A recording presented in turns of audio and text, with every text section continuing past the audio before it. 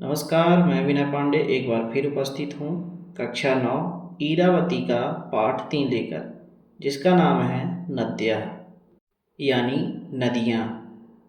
इस वीडियो में हम इस पाठ को पढ़ेंगे, अर्थ को समझेंगे और अभ्यास कार्य करेंगे। तो शुरू करते हैं यह पाठ। तृतीय पाठ नद्यः अर्थात नदियाँ। जैसा कि आपकी इस पुस्तक का नाम है इरावती, तो यह भी एक नदी का ही नाम है। भारत एक नदी प्रधान देश है। यहाँ अनेक नदियाँ हिमालय आदि पर्वतों से प्रादुर्भूत होकर विभिन्न क्षेत्रों को उपकृत और अभिसिंचित करती हुई समुद्र में जाकर मिल जाती हैं। अपने सांस्कृतिक महत्व के साथ साथ नदियाँ भौतिक रूप में हमारे लिए अनेक प्रकार से उपयोगी हैं। ये नदियाँ खेतों की सिंचाई, पेयजल, विद्युत उत्पादन आदि के माध्यम से हमारा उपकार करती हैं। अपने इन्हीं मातृवृत्त गुणों के कारण ही भारतीय परंपरा में नदियों को माता के समान पूज्य माना जाता है। अस्माकं भारतदेशः अतीव विशालः अस्ति। हमारा भारत देश अत्यंत विशाल है। अत्र बहवः गिरयः सन्ति। गिरिय कहते हैं पर्वत को। यहाँ अनेक पर्वत हैं। तेषु केचन अत्युन्नताः, उनमें से कुछ बहुत ऊंचे हैं, और केचन नान्योत्तुन्नताः, और कुछ अधिक ऊंचे नहीं हैं। ते गिरयः मेघकलापं धृत्वा वृष्टिं संपादयन्ति। वे पर्वत बादलों के समूह को रोककर वर्षा कराते हैं। तेन अनेकाः नद्याः प्रवहन्ति। उसी कारण से अनेक नदियाँ बहती हैं। अनेकास् नदीश् महानदी गोदावरी कावेरी कृष्णा च पूर्वसमुद्रं प्रति प्रवहन्ति। इन अनेक नदियों में महानदी गोदावरी, कावेरी तथा कृष्णा पूर्वी समुद्र यानी बंगाल की खाड़ी की ओर बहती हैं। इतराः साबरमती ताप्ती नर्मदा च पश्चिम समुद्रं प्रति प्रवहन्ति। अन्य नदियाँ जैसे साबरमती, ताप्ती तथा नर्मदा पश्चिमी समुद्र यानी अरब सागर की ओर बहती हैं। काश्चन यथा भागीरथी, कालिंदी, गंडकी, कौशिकी च हिमालय शिखरेभ्यः प्रवहन्ति। कुछ नदियाँ जैसे भागीरथी, कालिंदी यानी यमुना, गंडकी तथा कौशिकी हिमालय की चोटियों से निकलती हैं। पुरा सरस्वती नदी अपि पश्चिम समुद्राभिमुखम् एव प्रवहति स्म। प्राचीन काल में सरस्वती नदी भी पश्चिमी समुद्र की ओर ही बहती थी, किंतु अद्य अस्याः चिह्नानि एव यत्र तत्र प्रवाह मार्गे प्राप्यन्ते। किंतु आज उसके केवल चिन्ह ही यहाँ वहाँ उसके प्रभाव मार्ग में प्राप्त होते हैं। अन्यासां नदीनां मध्ये वितस्ता, झेलम, चंद्रभागा, इरावती, विपाशा, शतद्रुः च हिमालयात् प्रभवन्त्या पंचनदप्रान्ते वहन्ति।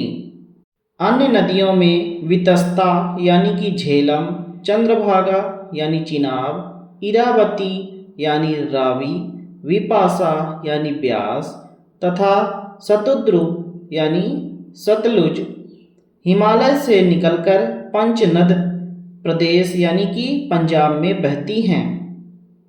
भारतस्य मध्यप्रान्ते चर्मणवती, वेत्रवती च नद्यः प्रसिद्धे स्तः। भारत के मध्य प्रदेश में चर्मणवती यानी कि चंबल तथा वेत्रवती यानी बेतवा नामक दो नदियाँ प्रसिद्ध हैं। पुराण कालात् आरभ्य सर्वे भारतीयाः नदीनां सम्मानं कुर्वन्ति। प्राचीन काल से ही सभी भारतीय नदियों का सम्मान करते आए हैं। क्षेत्रेषु सलिलसेचनेन नद्यपि मातेव भवति।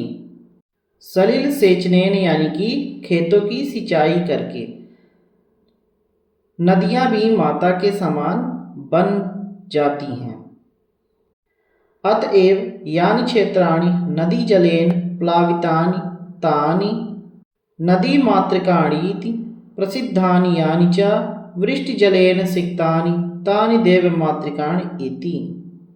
इसी कारण जो खेत नदी के जल से सिंचित यानी जलमग्न या सिंचे होते हैं वे नदी मातृक कहलाते हैं, और जो खेत वर्षा के जल से सिंचित होते हैं वे देवमातृक कहलाते हैं।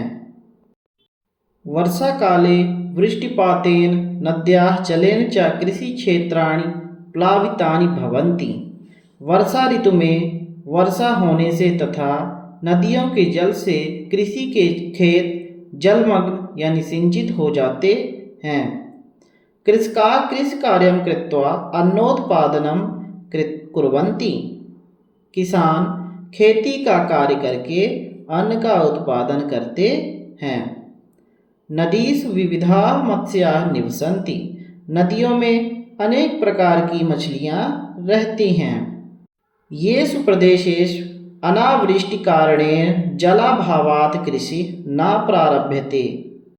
जिन प्रदेशों में वर्षा के अभाव के कारण पानी की कमी होने से खेती प्रारंभ नहीं हो पाती, तत्र शासनाधिकारिणः नद्याः जलं प्रतिरुध्य सेतुं बद्ध्वा महाजलाशयान् निर्माय जल संचयं कुर्वन्ति। वहाँ सरकार के अधिकारी नदियों के जल को रोककर बांध बनाते हैं और बड़े बड़े जलाशयों का निर्माण करके जल का संग्रह करते हैं। तेभ्यः जलाशयेभ्यः क्षेत्रेषु जलं वितरन्ति। उन जलाशयों से खेतों तक पानी पहुँचाया जाता है। साम्प्रतं महानगरे नद्याः जलम् एव प्रतिगृहं सर्वकारेण संप्रेष्यते। आजकल बड़े बड़े नगरों में सरकार द्वारा नदियों का जल प्रत्येक घर तक पहुंचाया जाता है। नद्यां बंधं निर्माय तस्मात् विद्युतम् उत्पादयन्ति। यानी नदियों पर बांध बनाकर उनसे विद्युतम् उत्पादयन्ति। विद्युत यानी कि बिजली उत्पन्न की जाती है। ऐसा जलमूला विद्युत हाइड्रो इलेक्ट्रिक पावर इति नामना प्रसिद्धा। यह जल से उत्पन्न होने वाली विद्युत हाइड्रो इलेक्ट्रिक पावर यानी जल विद्युत के नाम से प्रसिद्ध है। भो पश्यत् नद्यः देशस्य कीदृशम् उपकारकं कुर्वन्ति। अरे देखो नदियाँ देश का कितना बड़ा उपकार करती हैं। अतएव जनाः ताः पूजयन्ति। इसी कारण लोग उनकी पूजा करते हैं। स्वगृहेषु अधुना अपि जनाः स्नानसमये सर्वासां नदीनां सान्निध्यं स्नानजले प्रार्थयन्ते। आज भी लोग अपने घरों में स्नान करते समय स्नान के जल में सभी पवित्र नदियों की उपस्थिति की प्रार्थना करते हैं। जैसे गंगे च यमुने चैव गोदावरी सरस्वती नर्मदे सिंधु कावेरी जले अस्मिन् सन्निधिं कुरु। अर्थात हे गंगा, यमुना, गोदावरी, सरस्वती, नर्मदा, सिंधु और कावेरी, आप सभी इस जल में उपस्थित हों, यानी अपना पवित्र सानिध्य प्रदान करें, जिससे यह जल पवित्र हो जाए। तो ये था इस पाठ का हिंदी अनुवाद। आगे बढ़ते हैं अभ्यास कार्य की ओर। वयम अभ्यासम कुर्मः। हम अभ्यास करते हैं। अधोलिखितानां वाक्यानां पुरतः सत्यम असत्यम वा लिखत। निम्नलिखित वाक्यों के सामने सत्य असत्य लिखिए। जो वाक्य सही है उसके सामने सत्य और जो वाक्य गलत है उसके सामने असत्य हमें लिखना है। पहला है गोदावरी नदी पश्चिम समुद्रम प्रति वहति। गोदावरी नदी पश्चिम समुद्र की ओर बहती है।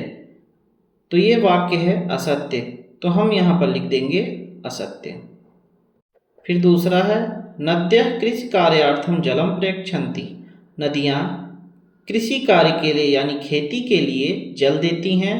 तो यह वाक्य सत्य है, तो हम लिख देंगे सत्य। फिर है बंधम निर्माण जलात विद्युत उत्पाद्यन्ते।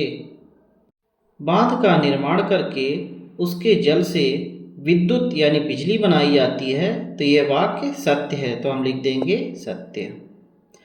सरस्वती नदी अद्यापि स्वरूपेण प्रवहन्ती दृश्यते। सरस्वती नदी अद्यापि यानी आज भी अपने स्वरूप में बहती हुई दिखाई देती हैं। तो यह वाक्य गलत है, तो इसमें हम लिख देंगे असत्यम। भारतवर्षे प्राचीन कालादेव नदीनां सम्मानं कुर्वन्ति। भारत देश में प्राचीन काल से ही नदियों का सम्मान होता आया है। तो इसमें हम लिख देंगे सत्य। तो ये था प्रश्न क्रमांक 1। आगे बढ़ते हैं प्रश्न क्रमांक 2 की ओर। अधोलिखितानां प्रश्नानां पूर्ण वाक्येन उत्तराणि लिखत। निम्नलिखित प्रश्नों के उत्तर पूर्ण वाक्य में लिखिए।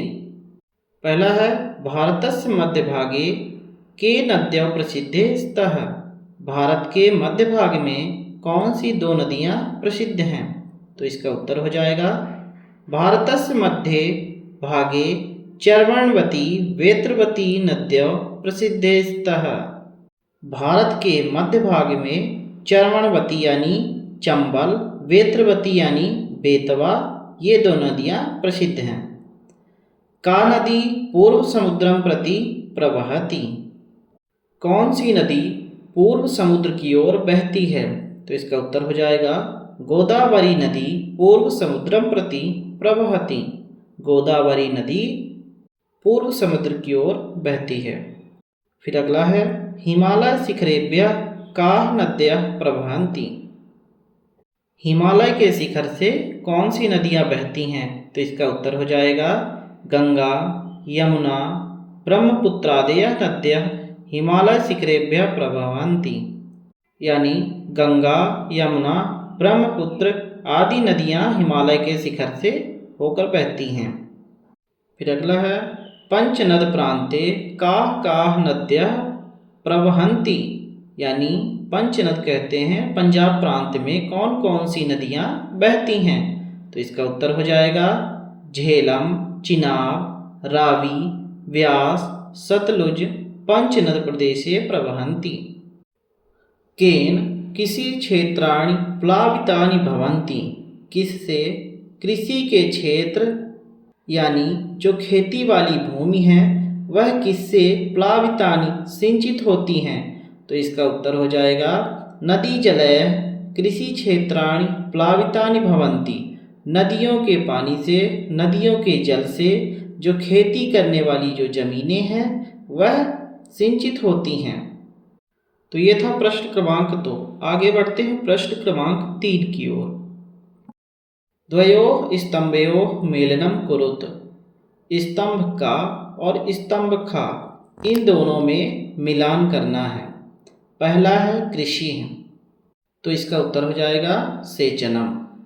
बंधः विद्युत उत्पादनम, यानी जो बांध होता है वो विद्युत उत्पादन बिजली बनाने के लिए होता है। फिर जलाशय है, यानी जलाशय का निर्माण किस लिए किया जाता है? तो जल संचय है। जल संचय जल इकट्ठा करने के लिए जो तालाब का निर्माण होता है वो जल संचित करने के लिए होता है। फिर है अगला नदी, इसमें हो जाएगा मत्स्यानाम निवासः, मछलियों का निवास। जल विद्युत, तो इसका हो जाएगा जलमूला विद्युत यानी हाइड्रो इलेक्ट्रिक पावर। तो ये था पाठ 3।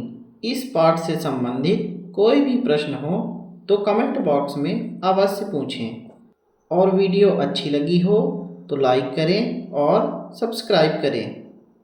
धन्यवाद।